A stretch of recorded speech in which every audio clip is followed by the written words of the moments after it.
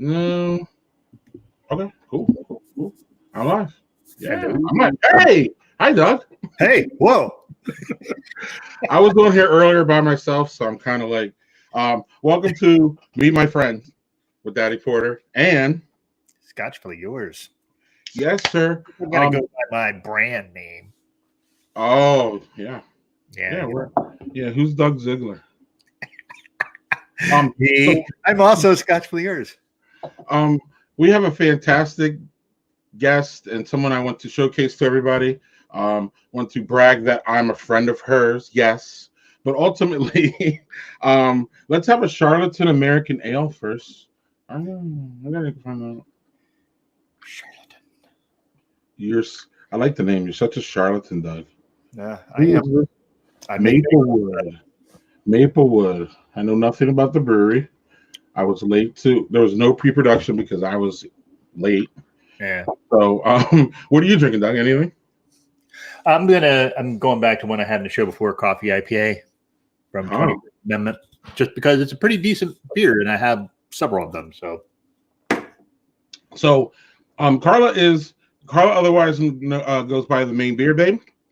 I met her at the Beer Bloggers Conference. We hit it off fantastic. We had such a good time. Carla's also the karaoke queen of the beer blogger. She's always trying to get us out to go karaoke, and I should have went the one time, but it was crazy.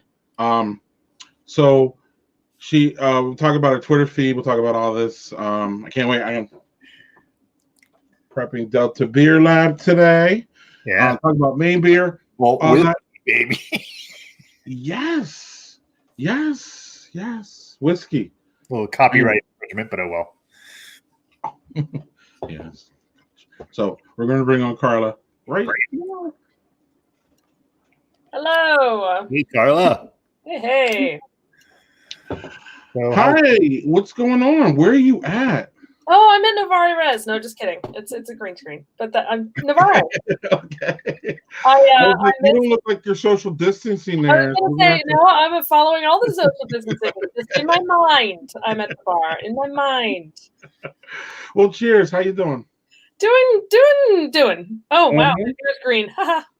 That's a problem. Yeah, I'm sure that's a main showcase. You're going to tell us what that is, I think. It's a Main Island Trail Ale, which is just an awesome go-to beer up here from Rising Tide. It comes out every summer. It's like super anticipated, and we weren't sure if it was going to come out because of all the COVID junk, and it did. And I picked it up via drive-through from the brewery itself, which is awesome.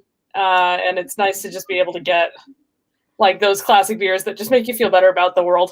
So it's good. It's a low ABV. It's a nice pale ale. Like it's one of those ones you drink all summer. It's just so good. Excellent. And you're leading my first question, which is fantastic, which is what's going on with Main Beer and how are the breweries up there dealing with this, and how are you dealing with it as a person who loves to drink beer, and a social person for sure. Mm-hmm. And yeah, we're in where we're at.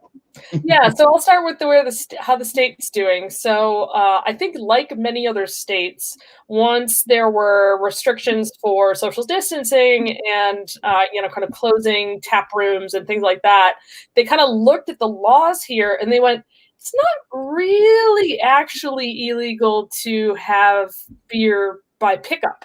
And it's not technically something we can't do to do delivery within a certain radius from the brewery itself. So a lot of these breweries pivoted immediately and just did a variety of different versions of order online, go pick it up, or order in person and go pick it up. Now it's almost all online, and now there's actually a third-party company that's come in that is kind of like an Uber Eats, where a driver goes and picks up your order for you and delivers it for a fee. Mm-hmm. And that's only around Portland, which is actually outside of my geographic zone. I live too far away to take advantage of that so far. But they're adapting, but it's tough. I mean, this is usually, especially spring in Maine, is when everything ramps up. This is normally when all of the breweries are making way more beer in anticipation for summer, and now they don't even have production staff on site. It's kind of a big deal because this would normally be when we ramp up to summer. And because we're not doing that, it's not like if everything went back to normal on June 1st, that we're going to have the sales and the production and the availability of beer on June 1st. Like, it's just not going to be that quick of a, off and on. So a lot of people are worried. They're really worried about, whether or not they'll be able to make up the money that they've lost during this period of time, and also whether or not they'd be able to prepare if there was a spike in demand that came back for the rest of the summer. But also Maine is doing things like they're not allowing any cruise ships to dock here. So that's a market that won't be here to buy the beer in the summer. So it's pretty scary. We have a lot of, and just like breweries around the world, a lot of them carry some debt from expansions.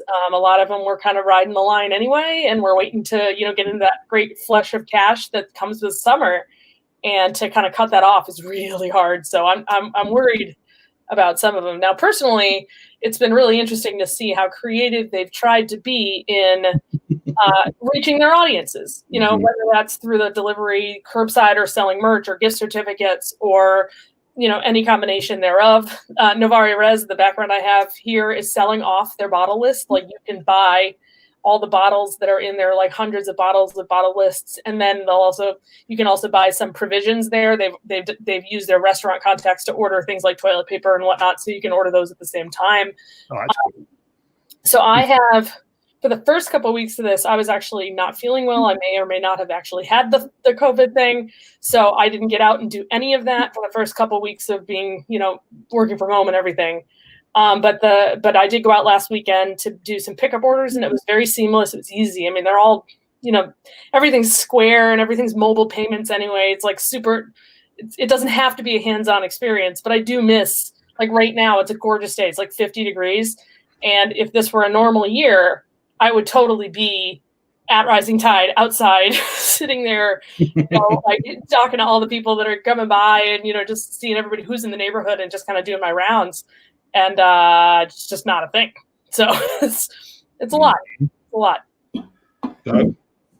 So what area of Maine are you near? Okay. Because Maine has it's almost like they have territories. It's really interesting.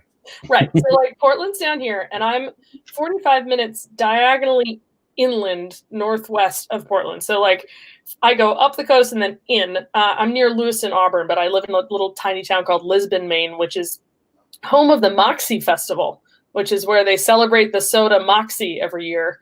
So they have a huge festival. We have a fire truck that's Moxie orange colored to be like the brand, and it's a very cute thing. But there's like 5,000 people live in my town, but I'm just outside of the radius of where all these people are delivering, and I'm like, but that's okay. That's okay. But in general, it's been working out, well. That I'm, it's not a super long drive for me to go down to Portland, stop at a couple places, and come back up. But if I still lived down there, it would be a little easier, just to have it all delivered all the time. Doug, you have a follow up because you're familiar with Maine. Yeah, so my wife and I have taken our families on vacation in the Down East section and in that area. So we've had some breweries we hit. Our favorite by far was Fogtown. I don't know. Yeah. Fogtown has really great beers. Just a cool little vibe. Everybody's very social.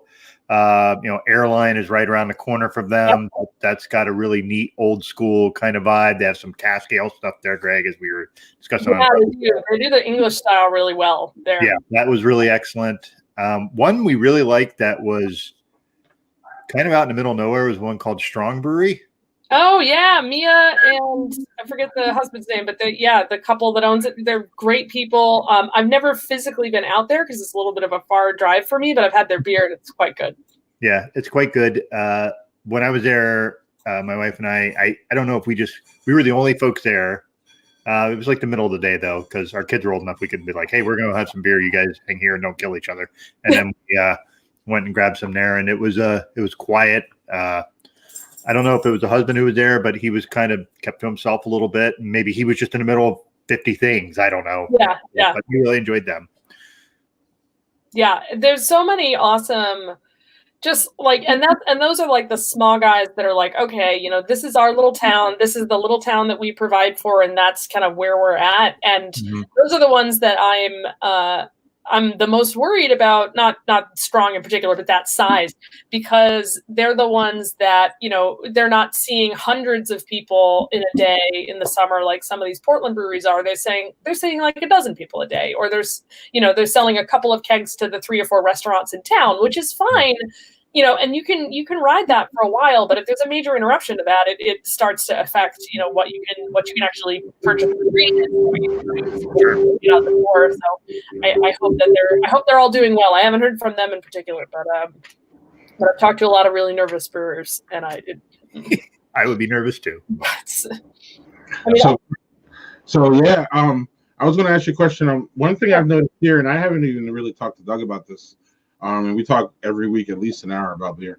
And one thing I've noticed here, especially since I've jumped in, is some of these breweries are selling beer at like prices that we'll never ever see again. Really? Yeah, well, we have Ale Asylum here, and their big thing is Hopalicious. It's like it's what pays their bills. It's a very aggressive American pale ale. In fact, people run around thinking it's an IPA, but it's a pale ale. But it's a very hop aggressive. It's really, really nice and juicy. $6 for a 6-pack. Cans, bottles, 12 packs.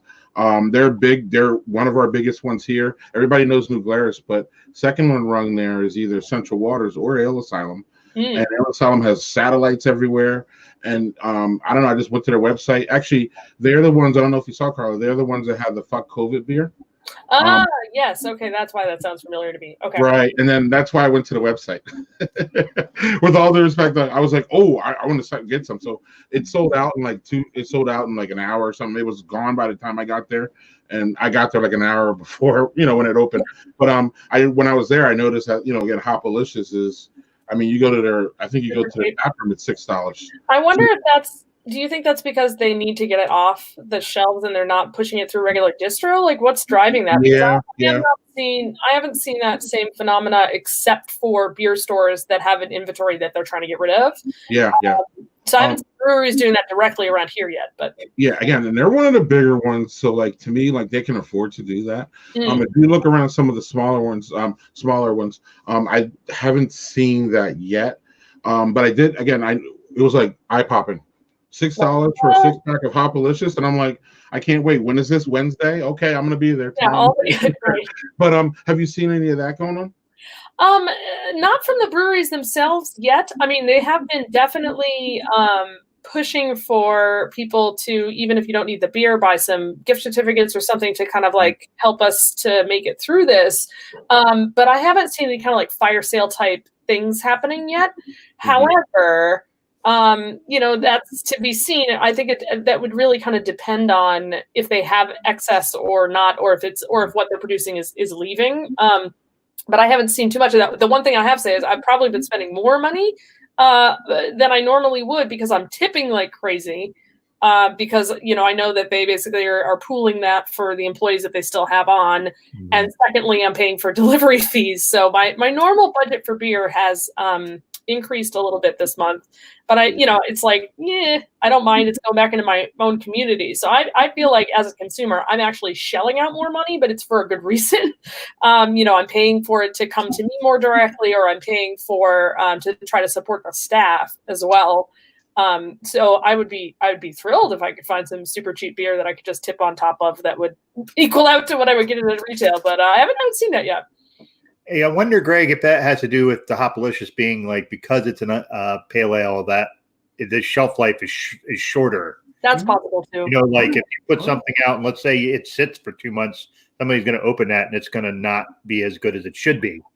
I wonder if Ale Asylum, for instance, has a stout or a porter they just made, they can sit on that a little bit longer than they can on a pale ale. I wonder. My husband did just come home with a year-old beer by accident because he went to some gas station. I was like, oh, that sounds interesting. And then we looked at the date and we had to rub dust off to get to the date. And the date said April 19th, 2019. And I was like, oh, that's great. It was a stout, thankfully. But lots of plummy things going on with that. But it was just kind of like, okay, maybe we'll be paying a little attention. Yeah. So let's stay here for a second. And here is, what is your how much you spending on beer and what's going on. My friend Mike Andrew says he's been spending loads more. I can say that I put actually on my status on my page that I've been spending much more than I normally have before. And Doug, where are you at with this before I make my comment? For me, not as much because I tend to drink not just beer. I drink a lot of mixed drinks and whiskey and things like that. So I jump all over the place. Mm-hmm. But in general, yeah, it's been more. But I also spend a whole lot more on food because everybody's home. So teenagers like to eat, and so do I. So yeah, our food bill's gone up as well. But yeah, I'm usually just trying to get to next Friday as far as beer goes with our show. And now at the point, I'm making a real point to, shop at the different places that I can. With absolutely, for me, it's supporting places that are supporting distancing. So like if I see like you're putting it in a trunk, if I see I have to come to your tap room, I'm sorry guys, I can't do that. But if I'm seeing that you're going to bring it out to my car, I can do that, and I will do that, and I want to do that. And this is something that is kind of, before we move on, this is kind of something that Doug's heard me say this, a saying that I've taken with the pandemic, which is less is more. And so, less is more, meaning I appreciate a lot less that I have more than I did before. And I'm just trying to tell my boys that and the family that, it's just a different time. So we can't really expect to roll the same way we just used to be able to roll. So then I am more willing to pay more for beer, Hopalicious aside, now that I know about that. But I'm willing to, again, Doug saw me make an order with our friend Garth.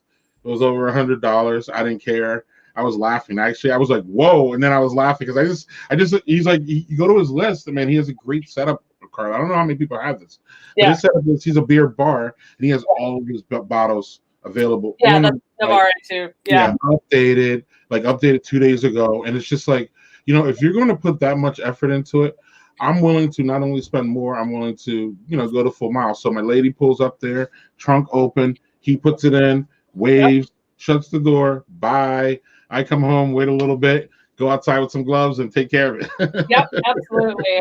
And I like you said a second ago too. Like, I'm appreciating the ones that are putting in the effort to make this, a process that we're all comfortable with, because it's tough, and it's tough for these little breweries to pivot and to figure this out and to do this on their own. So the fact that they put the work in to try to make it work is a big plus in my book. But yeah. And Mike says Jersey Cyclone. That's one he always posts. He always posts about it, and it's been something I'm like, I can't wait to go visit him because I could go to that brewery. Yeah. But so we have that. And while we're still here, real quick, what are your tips for people who want to support their local breweries? What are the things that you look for? What are the things that you hear I know you talk to a lot of brewers back and forth. So what are they telling you? A lot of them are telling me that basically any support at all is welcome support. So even if you can't buy cases, if you can't buy, $200 gift certificates, they still want to, know that they're, part of your community, and that if there's something in the community that you really, really enjoy having there, that, if you can support them at all, do it. But also that they're being cross-supportive too. So some of them are doing fundraisers for like food banks and stuff. So it's just, there's a lot I'm seeing that's like, even though they're in this dire circumstance, they're still doing things that benefit the broader community, which is just, to me, just unbelievably cool, like that type of thing. I would say I have the hardest time ever, like, recommending like which brewery should you go to support them, because I was talking with people on Twitter the other night, and they were like, oh, well, you should do a little money to all of the breweries, right? Like, go one here 1 week and here the other week. And then somebody else said, no, you should pick your 3 that you would basically cry if they were gone and support the shit out of them. And I was like, I don't know which way. I don't know, because there are several that I would legitimately cry if they closed, and I'm like, so do I spend all my money there? So I've done a combination. So I've been I've been trying to support my favorite beer establishments because they in turn support the whole community of beer here. So I did pick up bottles from Novare Res. I've done a couple of things for local restaurants that have good beer, that kind of thing. And then I have kind of gone around to the breweries that like that I need Mida to be here in the summer. So it's so there's like a couple that I'm like super into, but then there are some that I'm super into that aren't able to do this type of thing or that don't have accessibility near me. So it's tough. The only thing I would say is that, even if you can't maybe support them, reach out to other people who might. Don't buy from the grocery store. Go, tell your friend like, oh, guys, they're doing all this touch-free stuff. Just educate people that that this is possible to do in a way that isn't as scary as going in and kind of interacting with people, and that there are options out there. And I think that that's helpful. But also, just generally speaking, also just be super nice to anyone you interact with in customer service and with these computer systems and purchases and stuff. Like, none of this is going to be perfect. For me, it's been quite seamless, but like at the beginning, there was one thing where they messed up my order a little bit and I had to like get it fixed and whatever. But the thing is that this is new to everybody, and nothing's going to be like absolutely perfect because this wasn't set up to do this. Everybody's just pivoting and doing what they can. And they've all been through so much. So just don't be, I mean, this is kind of universal anyway, but don't be a jerk when things might not go as perfectly as you think they might, and just give them a little bit of slack because it's been a lot. It's been a lot on them and especially all the small businesses, restaurants too, and whatnot. They're going through some stuff. And it's important to just, keep being kind. Yeah. Don't be a dick rule. Yeah. Yeah, and especially to people in customer service. I judge people by how they treat people in customer service. I would agree, and it's something where, like, if you even if like you go into like a grocery store, we all have to do that. It's always like super intense now, but like you notice the people who are like, all right, well, I'm going to give you your space, and you got other people that give you kind of a derisive look because you're wearing a mask. Yep. All right, I am silently judging you. Yep. It was a dick move. And it's just really, it's common sense. Be nice. We're all in this together. Yeah. We're all struggling with the new normal that we have right now, and just be nice. Yeah. And it goes without saying also, don't moan about the fact that you can't do the things you couldn't do before. We're all going through this. So like the fact that their tasting rooms aren't going to open right away, or, when we get back to business, or that, or, oh, you're missing all these days outside. We could be outside on the deck. Like, just let it go. Like we're all sad. Like we're all sad. Let it go. Yeah.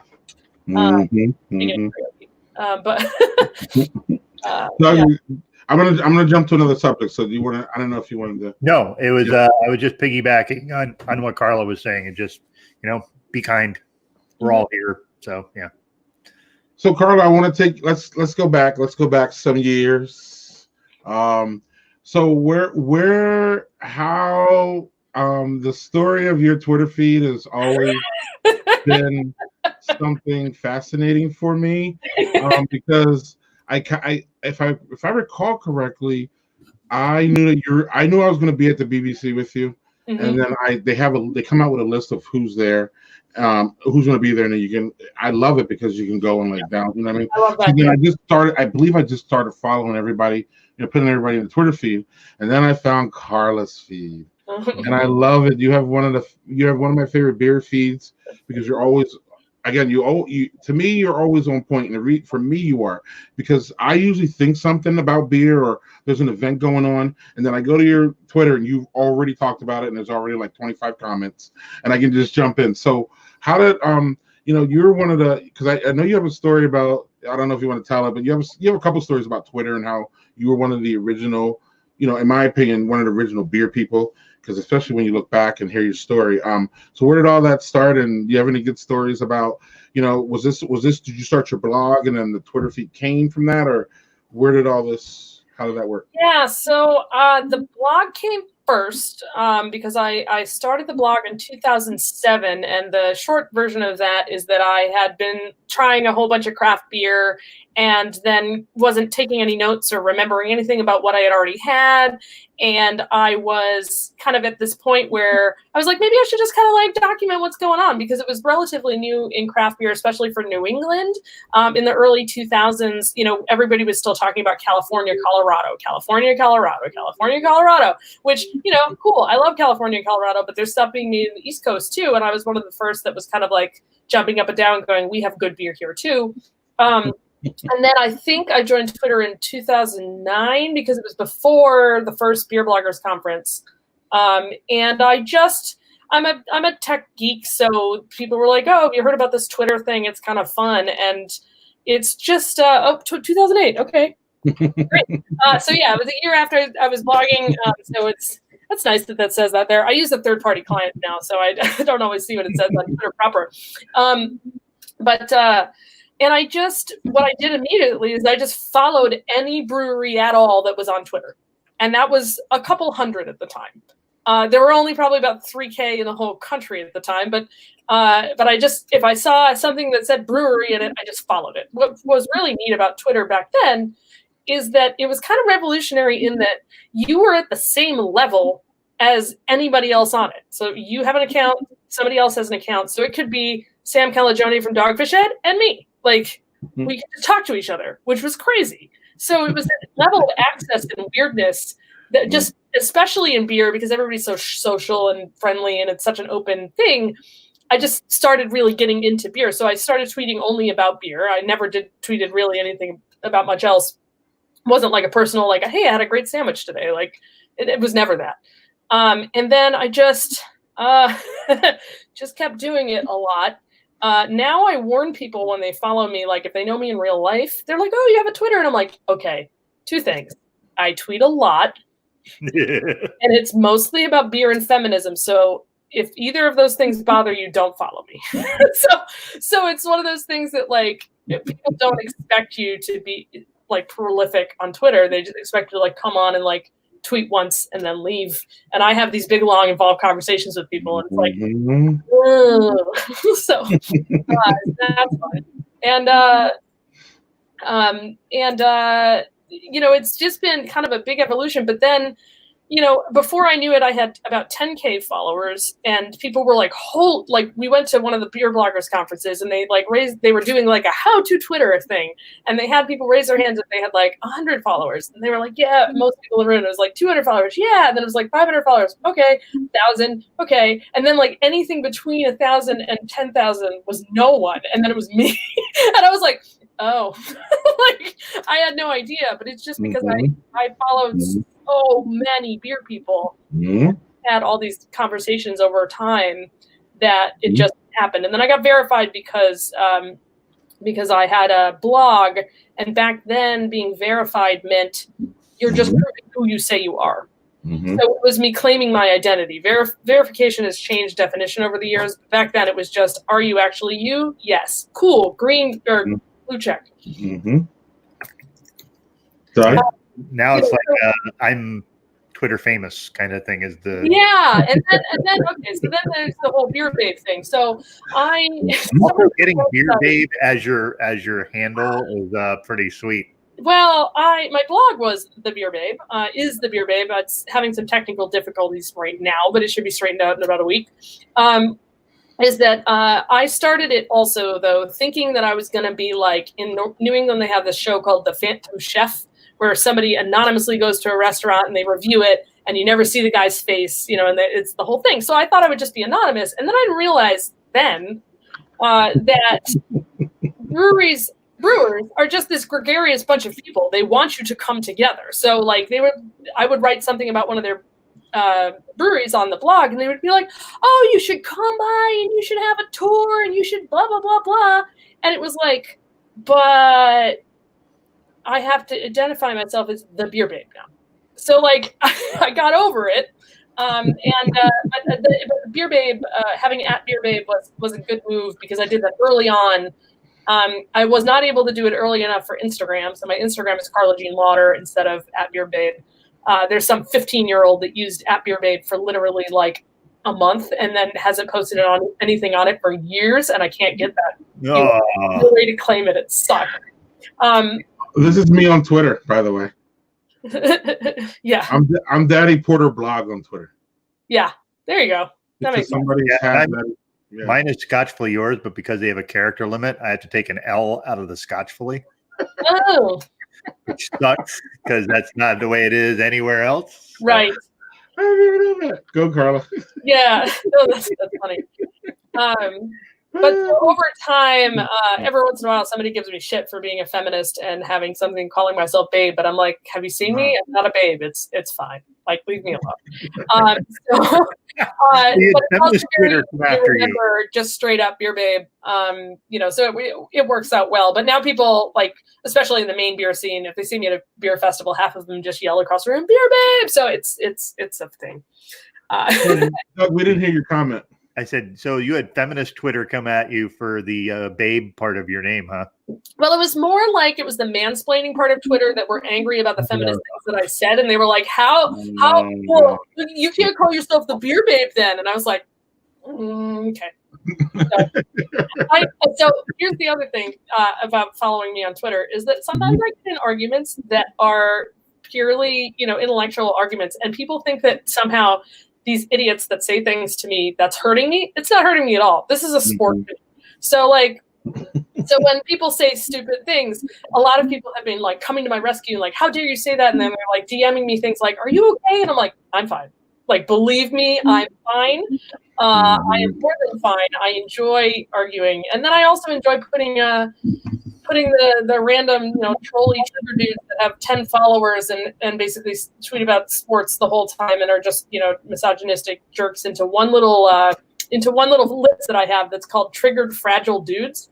And it notifies you when you're added to a list, right? So it says Carla has added you to the list, Triggered Fragile Dudes, and they freak out, but they have 50 followers, so there's no one listening to them freak out at me.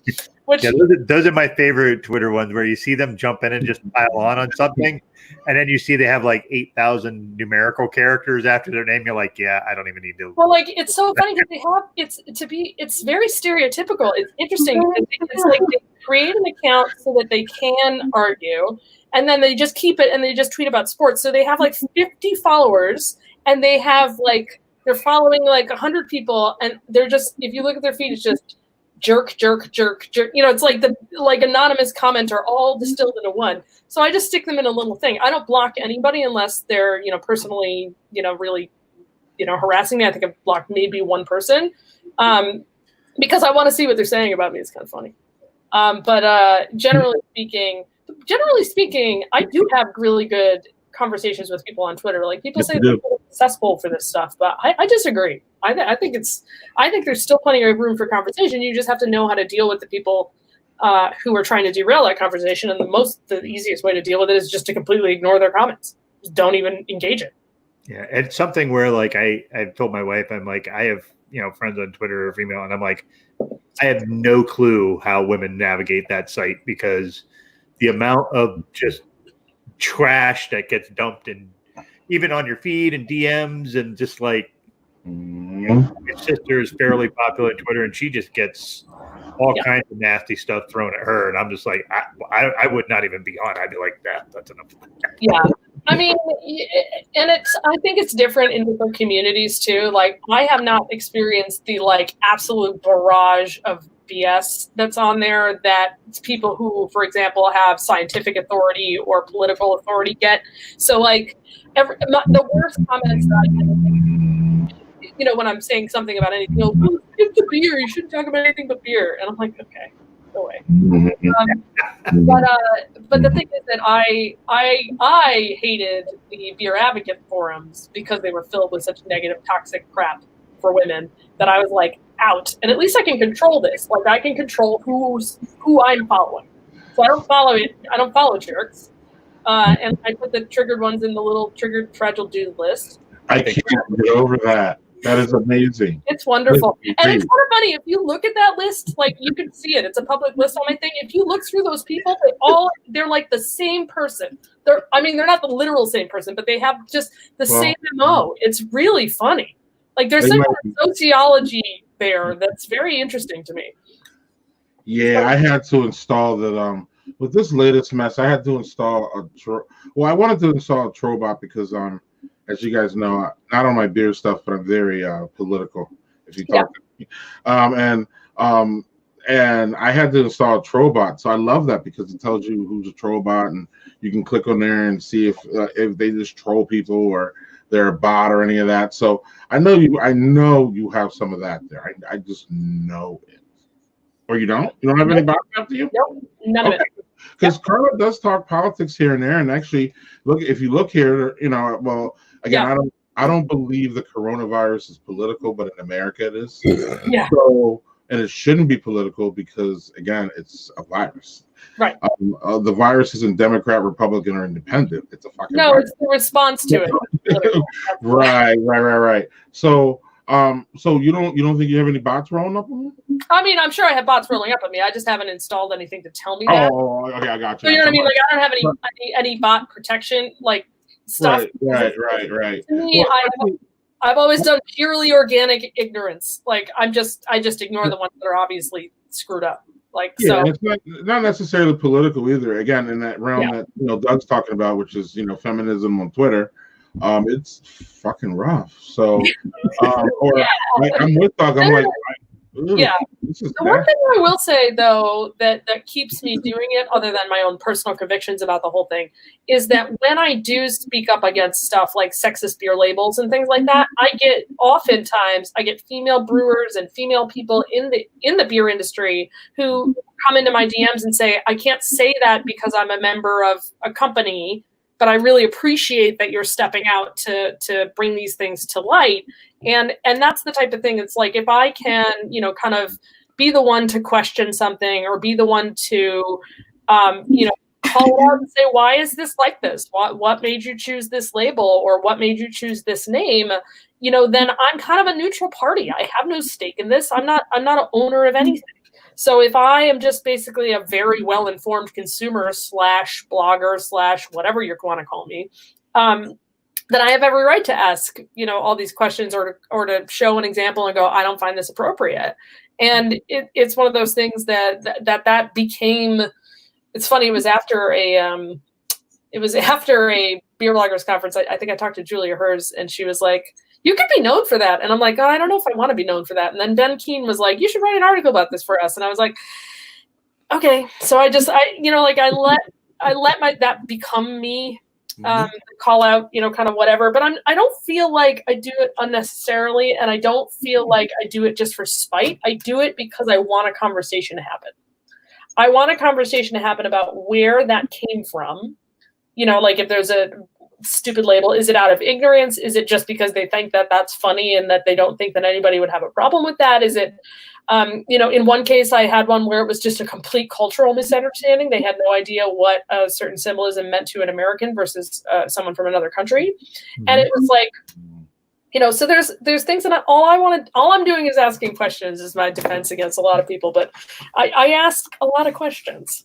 And not a lot, and sometimes people get really pissed off at the answers. So yeah, but again, if you follow me, that's my jam. So if you're not into occasional arguments about things, I had people arguing with me last couple days that brewers. There was somebody who made a comment that said that we shouldn't. All this COVID stuff will be fine for brewers because most breweries are run by bored rich people, essentially. And I was like, no, not even close. And I basically said, that's definitely not the case in Maine. And then like 20 other people were like, yeah, nah, bro. Like, well, like, more accurate is that brewers are our mom and pop shops. That's a more accurate. No kidding. Oh yeah. They're the small business owners that gave up something much more lucrative usually to do something to be a part of the community. And it's like, okay. A lot of them are scientists, chemical engineers, science-based background. This is what I learned doing my brewer research, is that a lot of these guys are, with all due respect to everybody else, higher level thinkers or educated people. And it's pretty crazy. If you dig that far deep. Doug, did you have any follow-up here? No, and I mean specifically to the brewers. I mean, Greg, when you were here, I took you to all the breweries they're all mom and pop places. They're not giant places. They're not Dogfish Head. They're not Sam Adams. They're not, Sierra Nevada or any of those kind of big wigs. They're folks I like to brew beer. I like to make beer. And I don't make a shit ton of money, but I enjoy it. And I'm going to share that with people. And, that's what you see. So it's, you're supporting local businesses if you can go do it, Yeah. And even the ones you cited started as mom and pop shops. So even the bigger, again, without, even Budweiser started as a mom and pop. So, they all, just some grew bigger and some started, Sam Adams and Sam Caglione started earlier. So their stuff's a little bit bigger. Yeah. And those guys are innovative too. So that's another thing. It wasn't. Yeah. And the other thing I did too is that the people who start off with all of the money are the ones who tend to get bored and frustrated when it starts to get even slightly hard and they just bail. Mm-hmm. You know what I mean? Like, right. You have to have a passion for this beyond just having the funding for it. And I think that is it's just a huge misconception from whoever this person was, that they were like, oh no, well, they're all just rich people just playing around. And I'm like, this is not how that works. It's not a hobby business for the most part. No, and it's art. Yeah, and I don't think those are so actually I have a couple of things here, Carla, before we I gotta talk about. Number one is, do you want to speak to I put your website here. Do you want to speak a little bit about that? Sure. So at the moment, unfortunately, it's having some technical issues, but it's my blog that I've had since 2007. Mostly now it's kind of reposting the columns that I write for the Press Herald, because not everybody's in the Press Herald's distribution. And it also has some pet projects on it, including a chart that I did about how you can determine whether or not the beer name that you want to name your beer is okay or not. Which I enjoyed making very much, because I got really sick of explaining to people that perhaps they should not name it after racist events or after people who didn't have permission to name them after, and all these things that have happened over the last couple of years where you're just like, maybe someone should have told them. So now I made a chart so they can decide. But generally, the best way to get my content right now, and it'll be fixed in a couple of days, is just on Twitter. But thebeerbabe.com is my home. I'm just having some domain issues, which is not fun. So fun. Yeah. So you hit a point that I wanted to talk about. So where are you at with COVID beers? So I tweeted about this. So I made this whole chart. I want to say that must have been 6 months ago. I made this whole chart about, is this beer name okay? And it goes through everything I could think of that people could possibly name a beer after that might be problematic. Okay. Naming things that aren't your own, like all kinds of things. Right. And I tweeted something towards the beginning of this crisis, and I said, please don't make me add another square to this chart. Little did you know. I did. So I added another square to the chart, which is, does it make fun of a pandemic, natural disaster, or other tragedy? ? And so that's an immediate no. If you say yes to that one, they go but I had to add a damn square. Mm-hmm. Don't make me add the square. So officially, are you thumbs up or thumbs down on Ale Asylum's quote "fuck COVID" beer?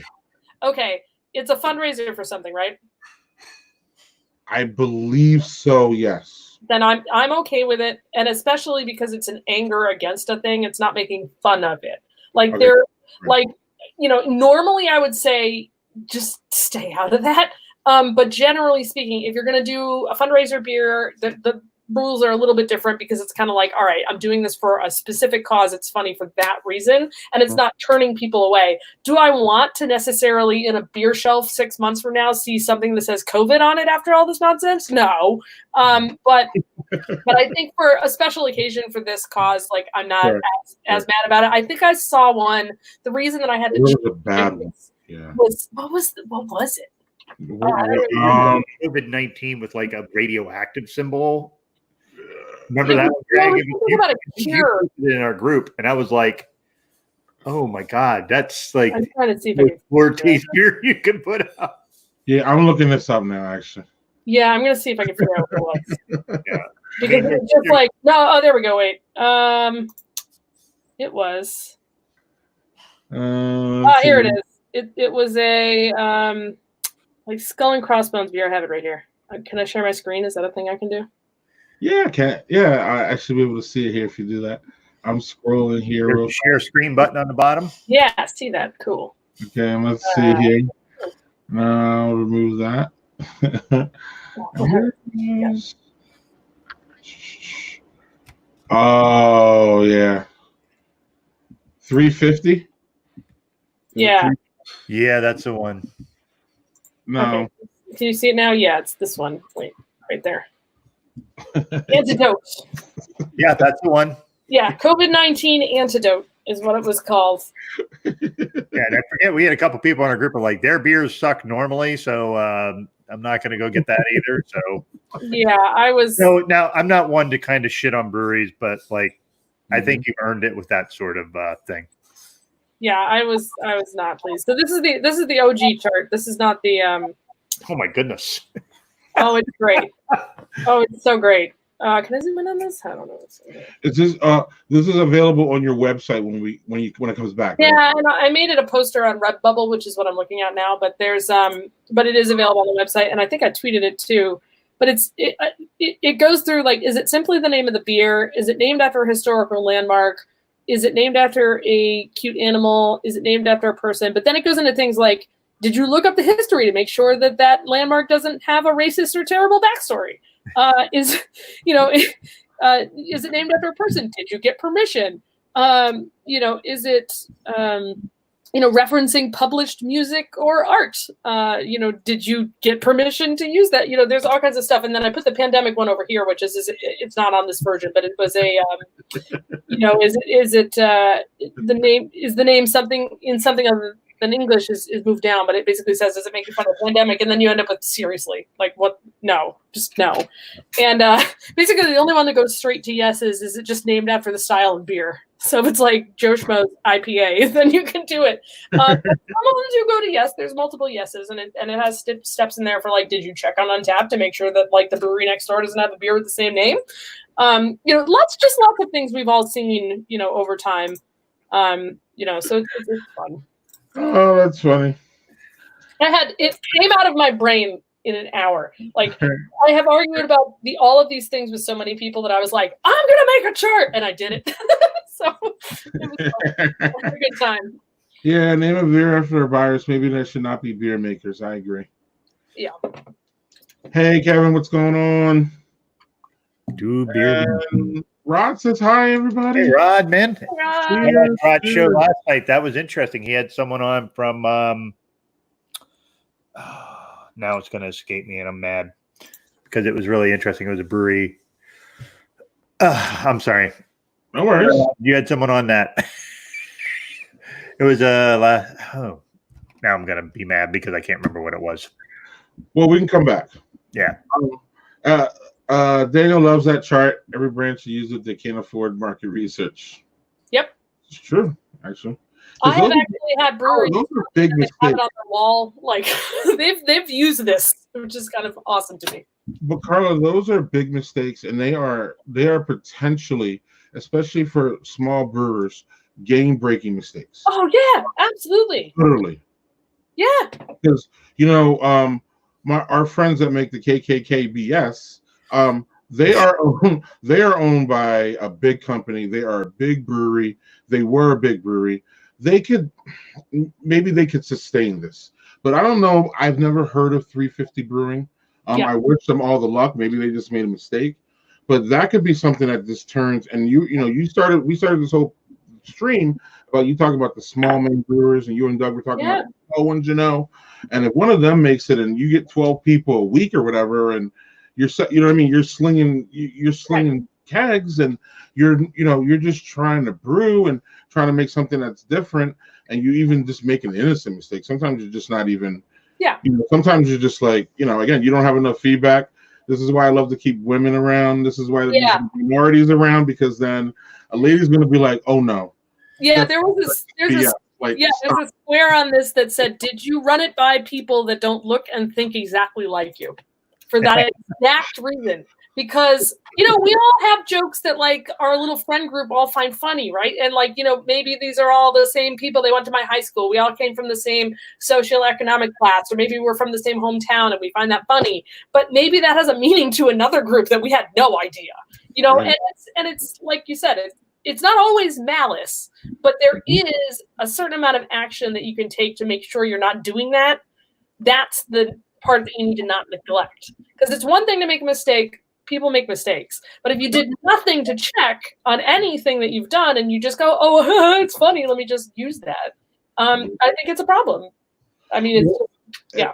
And the truth really comes out when they're confronted, because if they double down on that mess, then you know where they're at. Yeah. If they apologize sincerely, you know where they're at. Yeah. Doug? Yeah. So you're exactly right. Is that like if you have something problematic, although I will say there's sometimes where running it by someone who doesn't think like you is a problem if you're from a political perspective. Oh, yeah. That's a whole different ball of wax. We'll get on the side. So the person that Rod had on his show last night was Eric Muniz, and I'm mispronouncing that name, Muniz, from Lord Hobo. Okay. Which is a pretty, if you like IPAs, they make some really great ones. So from Massachusetts too. Yeah, I think I've had, did they make the one called Steal This Can or something like that? Yeah, they had one of their big ones is Boom Sauce. Which Boom Sauce. We get Boom Sauce up here. Yeah, and they had Boom Sauce. And Freebird is one of their ones, which when the guy was on, he said, yeah, weirdly, we were able to use that name. They like looked it, and I was like, how in the world? No one copyrighted Freebird? Whoa. Yeah, like, how were they? He goes, no, there was just no copyright infringement for it. We were really surprised. I'm like, holy crap. Wow. Bingo. Yeah. So, and I'm wearing a copyright infringement shirt anyway. So, politics are a whole other politic. You're going to get us thrown off, Doug. It's all your fault. Well, I bought the shirt from someone else. I didn't make it. So there. There you go. You they can't sue me. They did. I'll tell them that when they call. So Kevin's having a Sam Summer Ale because it was the best he could find at the supermarket.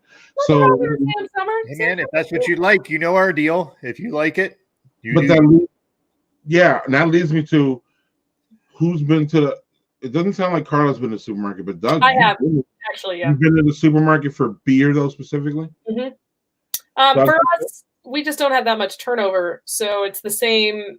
It's the same beer that was there before. There hasn't been a run on beer at the supermarket, which surprised me. Yeah, me too. There seemed to be enough beer and enough wine and enough booze for people, which I was like, Maine is a pretty drinky state. So I think they're getting it from a lot of different sources, though. I think we have a lot just out at stores. It's not as, they have a big, huge aisle in my grocery store that's all beer. So it wasn't gone like the toilet paper was. Can I ask a Maine beer question? Sure. Yeah. Your opinions on Allagash? I love Allagash. What's your favorite from them? What's your favorite from them? Probably off the cuff Curia, because it's just that's a brilliant beer. Weird perfection that nothing else has come to. Like nobody makes that style, and nobody makes that style so well. And I have so many memories that are kind of like affiliated with the Curia that I just love it. It's actually, I'm down to 2 beers that I'm trying to save as the last beers on my chalice list at Novare. And that might be the last one or the second to last one, because I love that beer so much. It's a great beer.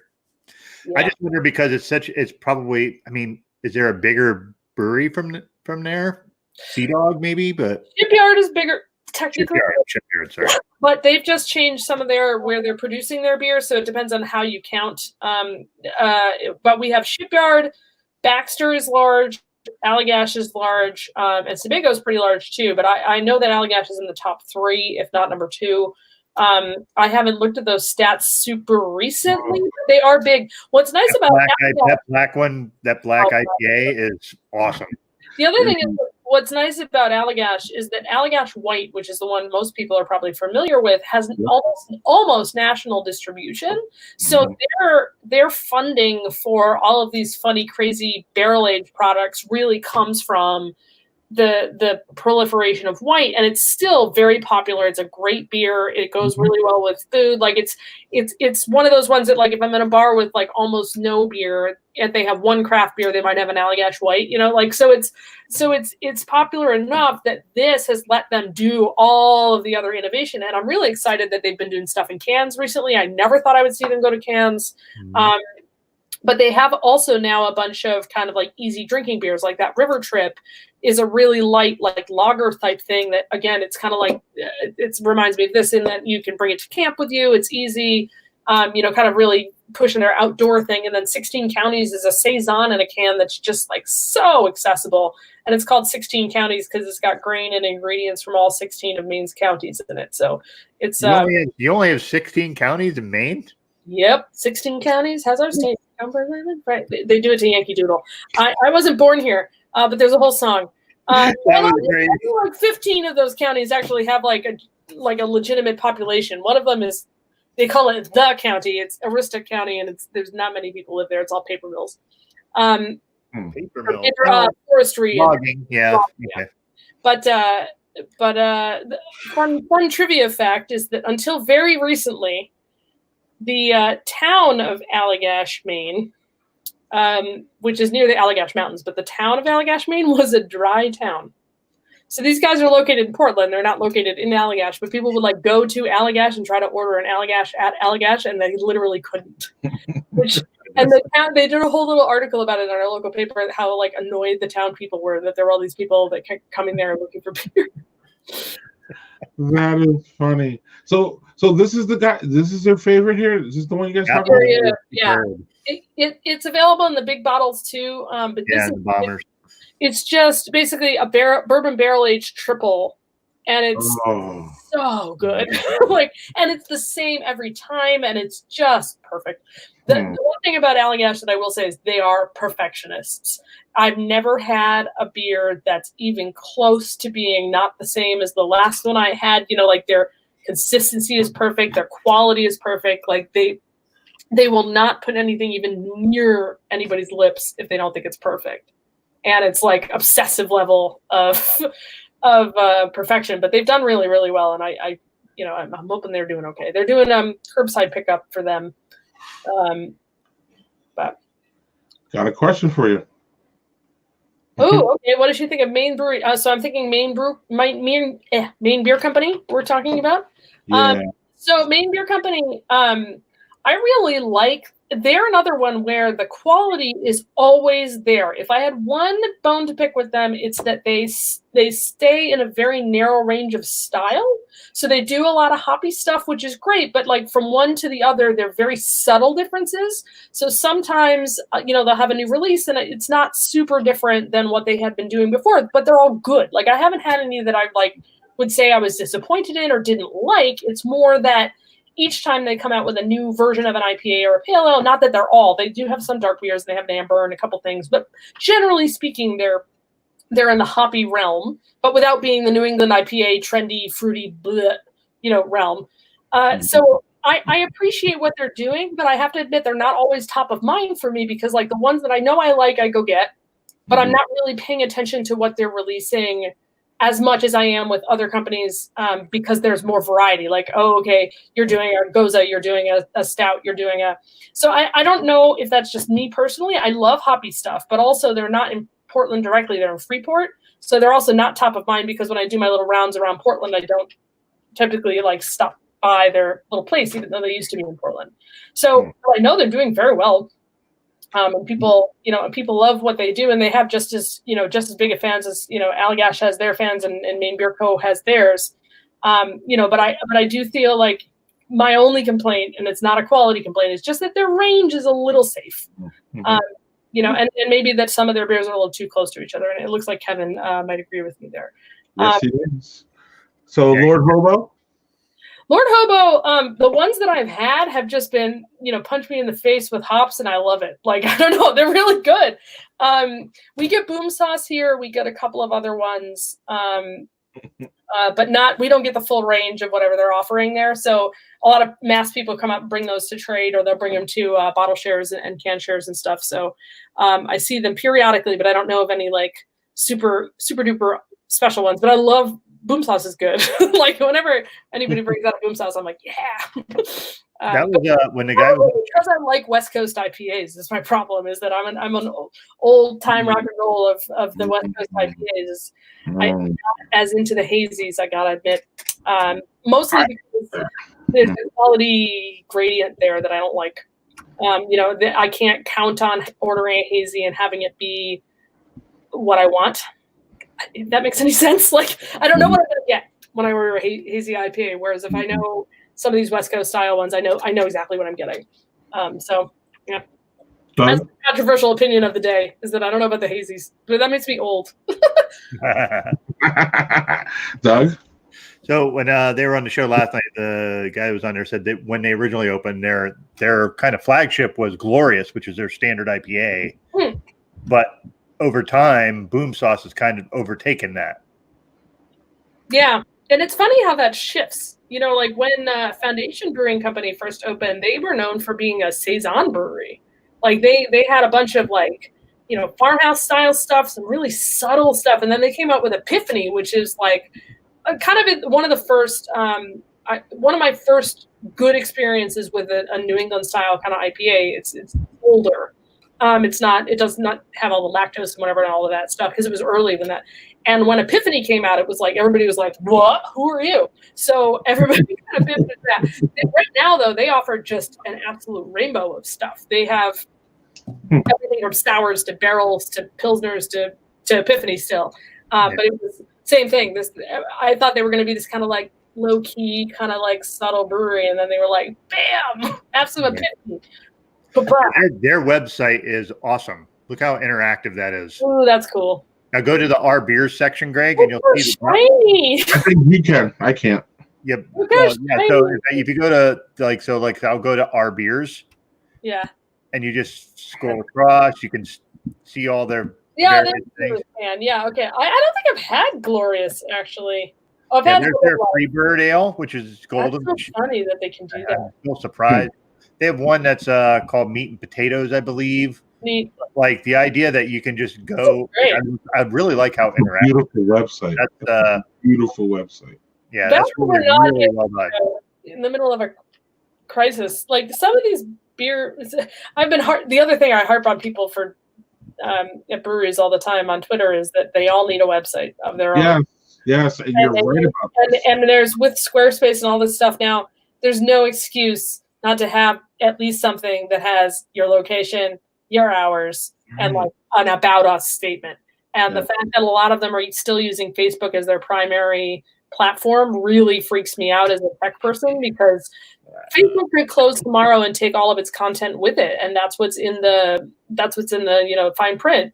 And every time you agree to it, as a small business, everything that you do, you need to own. You can't just be putting out on everybody else's platforms because you don't know what's going to happen to those platforms long term. And I keep tucking the wrong part of my hair behind my ear because it's mirrored. So I harp on that all the time, and they're like, "Well, it's hard." I'm like, "It's not hard to make a website anymore." But I love finding good examples of awesome websites. So it's like, look, and not only the basics, it could be awesome. Like, look at how awesome this is. Yeah, Dan says, don't build on rented land. Very true. That's a good way to put it. I'm going to use that next time, Dan. You'll see.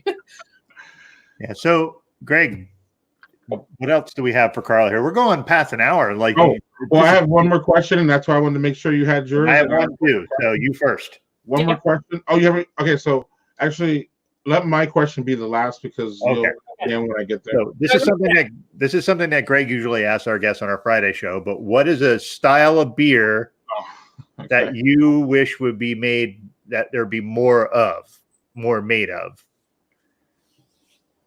I would say, I have to qualify it with well-made ones, but I wish there were more gozas.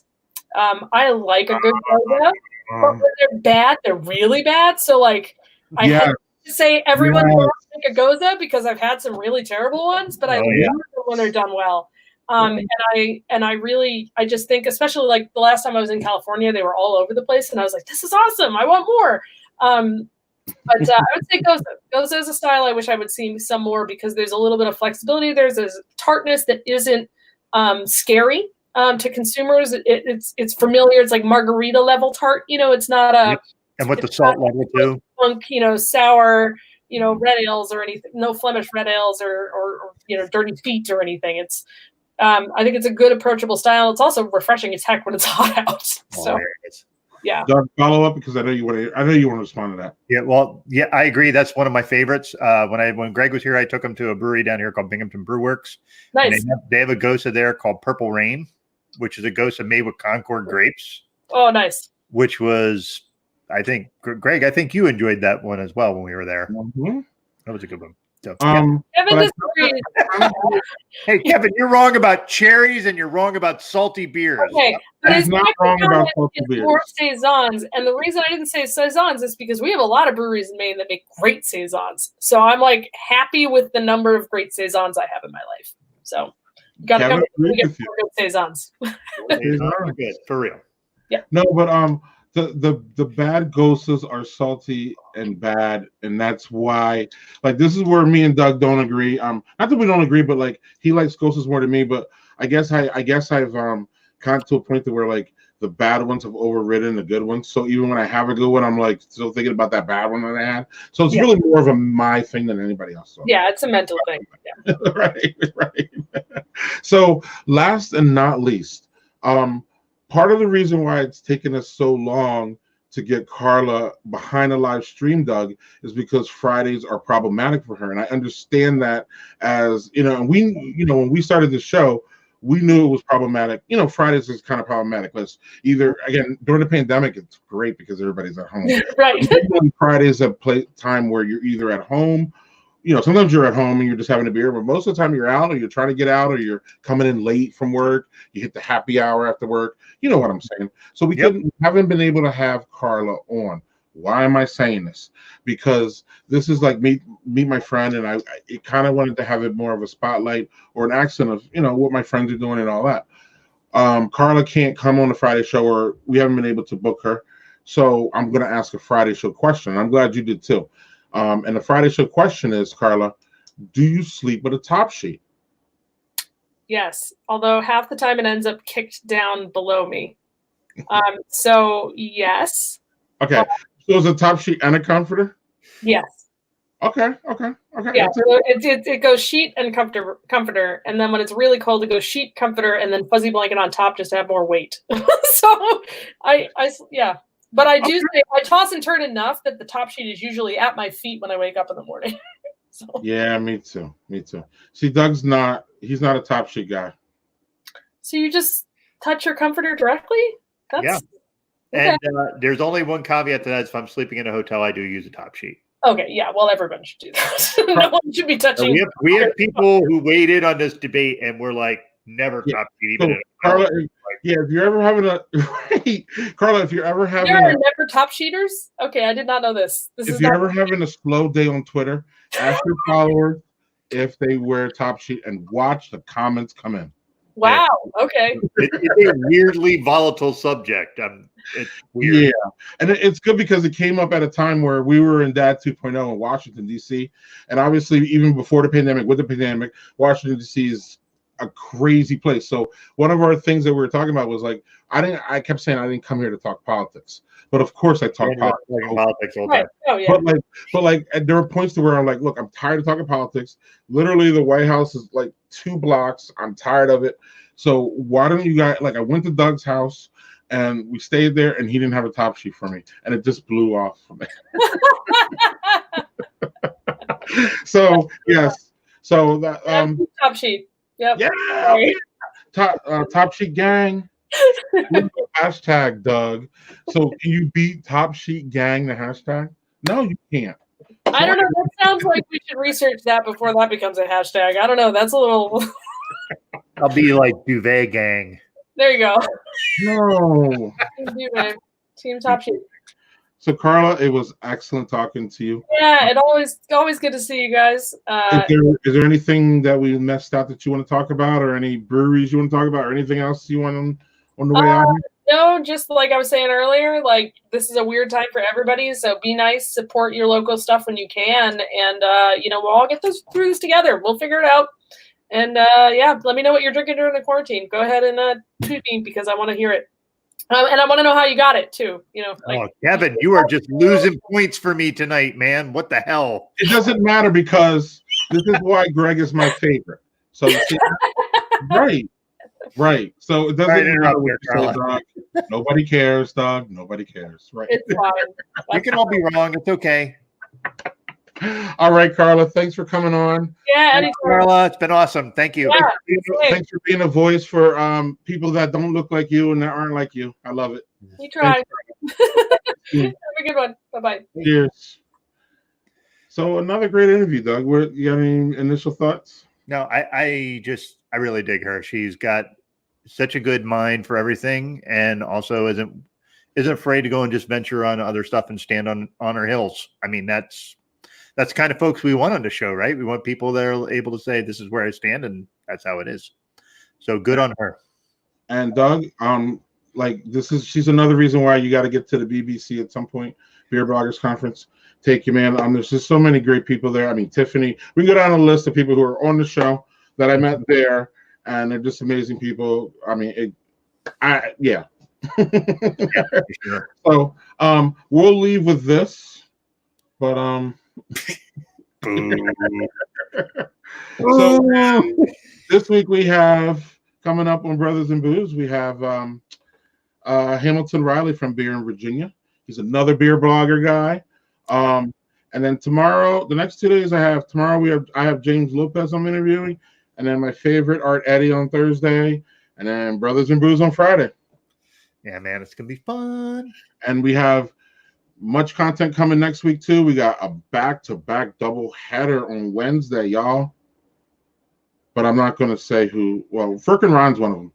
So there you go. Firk and Ron, man, that's good. He travels more than Owen. Yeah. Or I don't know about that, but he's a beer traveler. It's going to be fun. So Doug, time for dinner, right? Time for dinner, man. Awesome. All right, man. We will see you on Friday with Hamilton Riley. It's going to be fun. Great. Later, man. Cheers.